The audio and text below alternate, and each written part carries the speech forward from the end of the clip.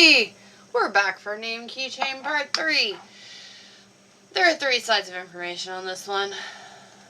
Yeah, there is. Okay, so get 2 cylinders. First cylinder size is 8 millimeters square, which means length and width is 8 millimeters and 4 centimeters tall. The second cylinder is 5 millimeters square, which means the length and the width is 5 millimeters, and then it's 6 millimeters tall. You're going to make the second cylinder a hole. Align both cylinders so they're level on the back and the hole is centered on both the X and Y axis. Group the cylinders together. That is creating a loop, and we are going to overlap that into the first letter as much as possible without blocking the hole, and we are going to group my name, well, your name, in the loop together. Okie dokie. What that means is, let's go tinker our name. Okay, home view. There we go. Zoom in. So we need a cylinder. First cylinder needs to be solid. Let's see, it says 8 millimeters square. Oh, no, go back. 8 millimeters square and 4 millimeters tall. So I'm going to click in this corner, the white dot corner. Well, that's not a dot, that's a square. I'm going to click where it says 20, and I'm going to type 8 and hit enter. And then I'm going to click here, and I'm going to type 8 and hit enter. I did not hit backspace. I just typed 8. And then it's 4 millimeters tall. So I'm going to click here, shoop, shoop, the top dot, and if you can't see the top dot, just rotate around. Just move this thing. There we go. Top dot.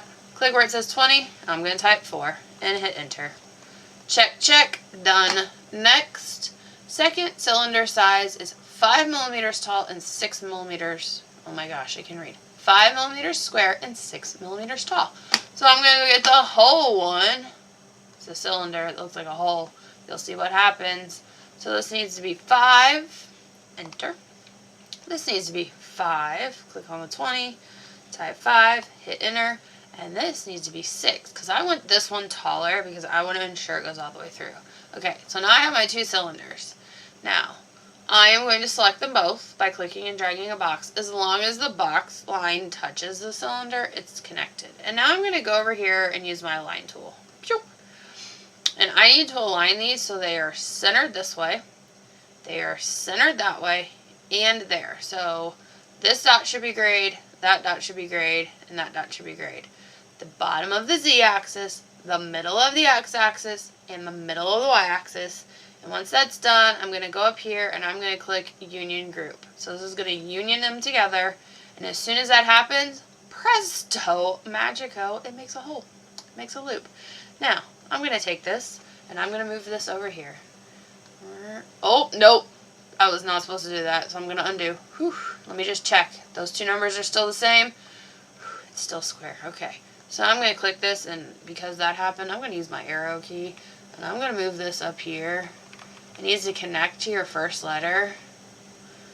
Or, you know, I say the first letter. First letter works. There you go. It's there.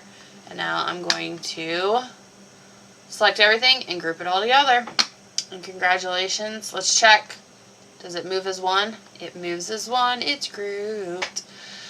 That is all you had to do for part 3. So you're going to go back here, mark it done, and move on to part 4.